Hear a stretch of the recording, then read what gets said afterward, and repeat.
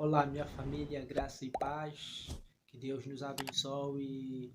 Estamos de volta com a nossa meditação do livro Materiais de 1888. Este livro é um livro bastante importante no seio adventista, porque esse livro revela aquilo que foram os acontecimentos da Conferência de Minneapolis em 1888. Uma conferência que marcou bastante a igreja em termos de decisões importantes, especialmente com a proclamação da mensagem da justificação pela fé. Foi um momento em que Deus desejou derramar a chuva seródia. Ele estava a preparar o seu povo para este bendito acontecimento. Enviou 2 mensageiros, até Jones e Wagner, para pregarem a mensagem da justificação pela fé. Essa mensagem não teve a aceitação desejada pelo Senhor.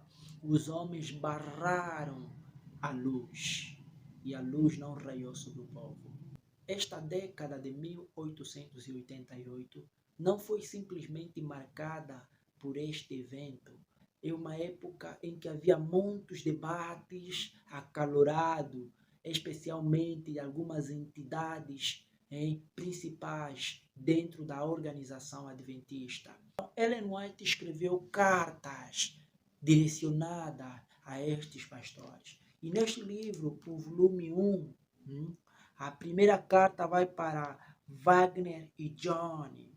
Cristo não revelou muitas coisas que eram verdade, porque criaria uma diferença. Jesus Cristo realmente tinha muita coisa para dizer.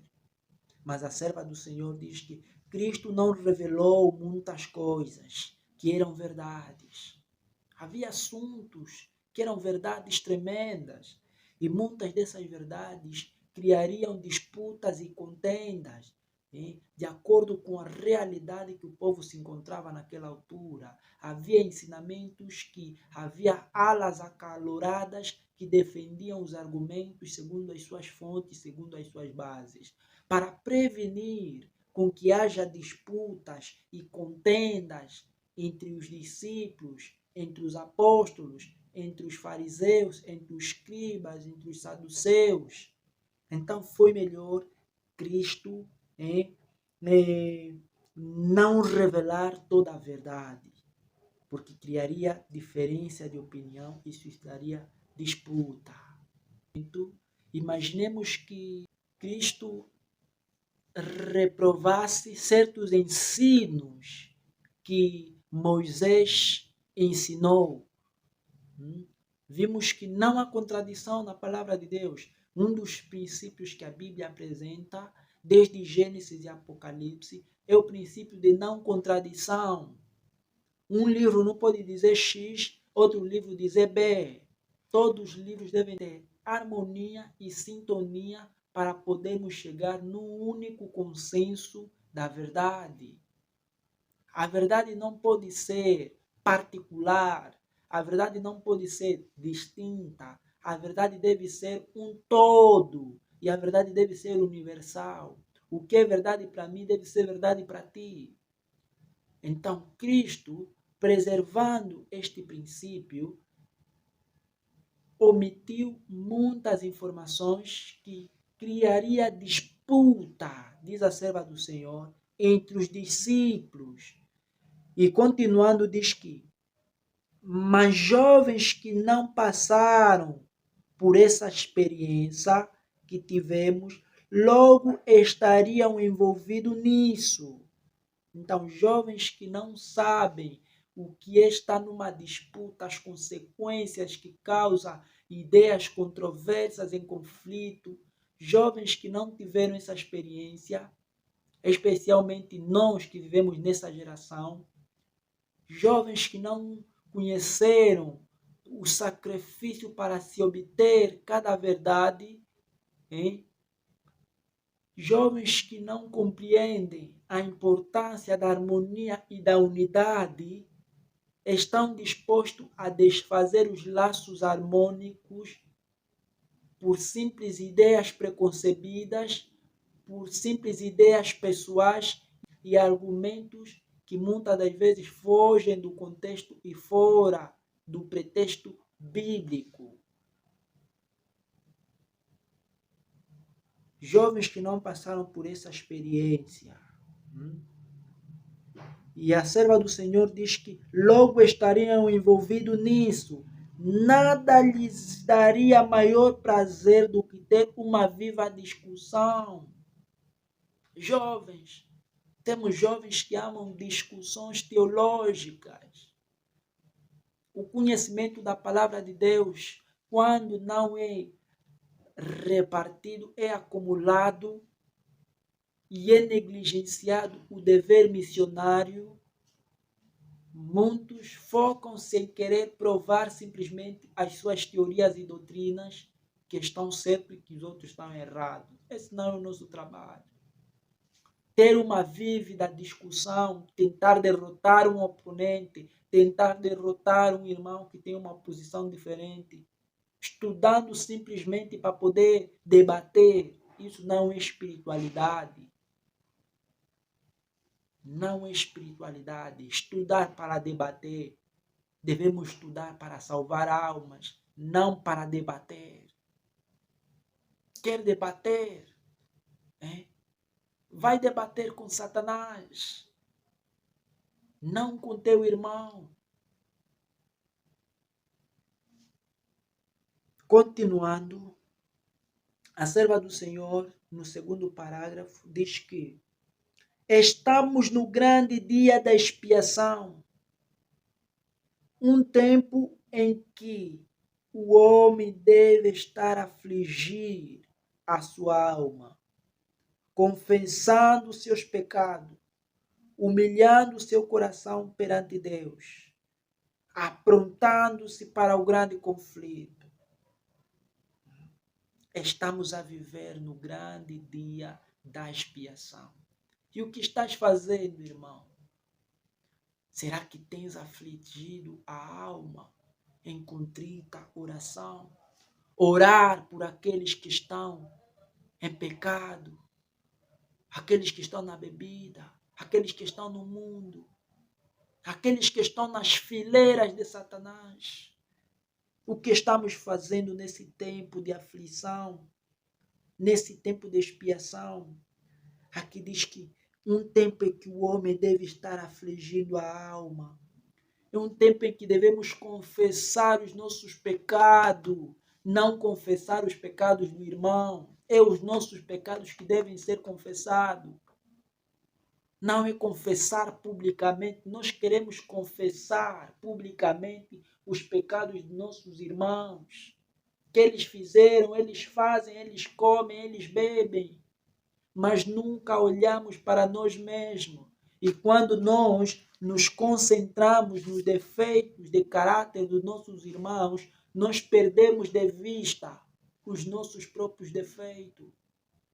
É isso que acontece quando não fizemos um exame profundo de coração, quando não confessamos os nossos pecados, porque se nós confessássemos os nossos pecados, cada dia o Senhor revelaria-nos os nossos defeitos. Porque assim, quanto mais nos aproximamos à cruz, quanto mais nos aproximamos à luz, que é Jesus, mais os nossos defeitos saem à tona. Quando nos aproximamos em Jesus, a luz revela a nossa imperfeição. É impossível estar diante de Jesus e me sentir santo e perfeito. É impossível. Sempre veremos defeito em nós e teremos o desejo de melhorar. Essa é a nossa posição. Confessar os pecados. Devemos ser achados nessa posição. Orando, jejuando, confessando, humilhando o coração, afligindo a alma perante Deus. Não é se afligir diante dos homens, se afligir diante de Deus. Porque não vamos querer ter uma aparência de piedade diante dos homens, enquanto diante de Deus nós somos moribundos espirituais.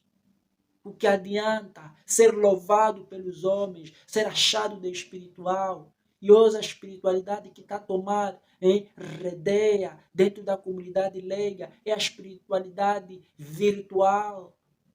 Lá na rede todo mundo é perfeito, lá na rede todo mundo é santo, lá na rede todo mundo é imaculado. E é mesmo lá nas redes onde queremos manchar o caráter dos outros irmãos, porque eles discordam das nossas opiniões. É lá nas redes que nos fofocamos, é lá nas redes que Satanás tem agido para desunir os corações, é lá nas redes que Satanás tem trabalhado para criar inimizades e contendas, é lá nas redes que Satanás está a usar para poder criar divisão entre o povo de Deus. Para onde vai o nosso povo? Que não consegue olhar para si mesmo, que já não tem tempo de orar, que já não tem tempo de meditar na sua vida, mas tem tempo de meditar na vida do irmão, o que vestiu, o que comeu, o que falou. Meus irmãos, somos uma geração que, se não tomar uma posição firme, muitos de nossa geração poderão se perder. Muitos adventistas serão passados por alto. E muitos filhos, nessas igrejas que nós apontamos o dedo, dizemos que são babilônicos. Em Babilônia tem filhos de Deus. E chegará a hora que Deus chamará as suas ovelhas. E haverá um só rebanho e um só pastor. As ovelhas ouvirão a voz do seu Senhor e elas virão. Eu não posso condenar nenhuma ovelha. Não posso menosprezar nenhum irmão que está na organização. Não posso desprezar nenhum católico, nenhum pentecostal, nenhum metodista, nenhum testemunha de Jeová. Remanescentes, muitos dos filhos de Deus que permanecerão na última batalha estão lá. Virão de lá. Muitos adventistas não conseguem se erguer, não conseguem se levantar do estado laodiceano. Pobres e nus, cegos. Não conseguimos enxergar a nossa nudez espiritual. Precisamos do colírio, das vestiduras brancas, para que não seja vista a nossa vergonha. É isso que nós precisamos. É isso que nós precisamos. Então o povo de Deus deve se preparar. Hein? E a serva do Senhor, continuando, diz que quando essas contenções surgem perante o povo, este pensa que um tem razão, e então o outro, diretamente em oposição ao primeiro, também tem razão. O pobre povo torna-se confuso e a assembleia uma perda completa, sendo melhor que nem tivesse acontecido. Então é isto. O povo fica baralhado. Quando um chega dizendo que tem razão, hein? E o outro também vem que tem razão, todos defendendo um ponto com o outro, o povo fica confuso. Os nossos irmãos nas redes sociais, diante desses debates acalorados, se a organização é Babilônia ou não, tem deixado o povo confuso, sem rumo.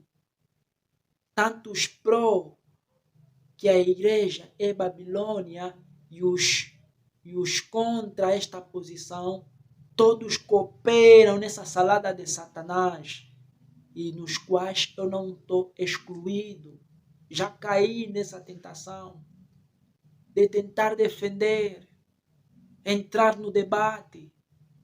A palavra do Senhor diz que devemos apresentar simplesmente a verdade. E a verdade não se defende. A verdade é verdade, continua a ser verdade. Ainda que nos silenciemos, ela é verdade. A melhor forma de defender a verdade é apenas apresentar a verdade, não entrar em debates, não entrar em contenda, não entrar em discussões.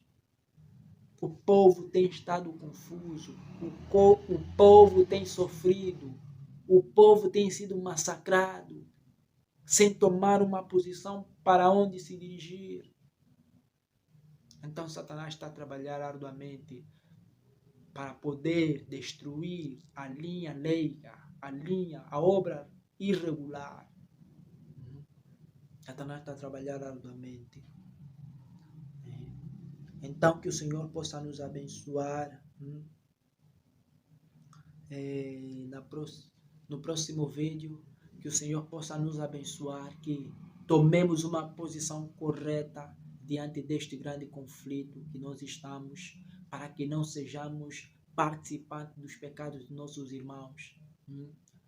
Que o Senhor possa nos abençoar e que sejamos colaboradores, participantes daquela oração que Jesus fez. E tem vezes que eu olho para aquela oração, olhando para a nossa condição, olhando para o nosso estado, parece ser impossível. Parece ser impossível que haverá uma unidade entre o povo de Deus, especialmente na camada leiga. Meus olhos choram, dia havendo discussões, irmãos que já não se falam, irmãos que se chamam nomes.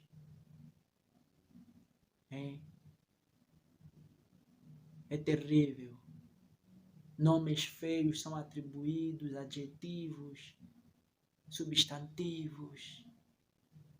O preconceito tem reinado, a dureza de coração, o orgulho, a autossuficiência do conhecimento da palavra de Deus, a humilhação, o desejo e o sentimento de humilhar o irmão que tem uma posição diferente que a minha. Isso tem sido os pecados que muitos leigos têm acariciado e têm acarretado. E se não abandonarmos os debates no Facebook, se não abandonarmos os debates nos pequenos grupos, meus irmãos, estamos perdidos. Não importa quanta luz a gente tenha, não importa quanto conhecimento a gente tenha. Se o conhecimento não for um princípio vivo e ativo para salvar almas, de nada serve. Se o conhecimento serve simplesmente para debater, não para salvar aqueles que estão no pecado, estamos perdidos. Se o conhecimento serve para falar somente para pessoas já entendidas na matéria, estamos perdidos. O conhecimento é para ir buscar aqueles que estão perdidos. Muitos têm prazer e privilégio em falar em grupos, em ministérios que são convidados. Têm prazer, se jantaciam-se por esta honra. Mas no auditório de uma alma, muitos não têm prazer, porque aí não são elogiados, não são aplaudidos. É terrível a nossa condição. Que o Senhor possa nos abençoar. Continuaremos a meditar neste livro até a última batalha. Amém.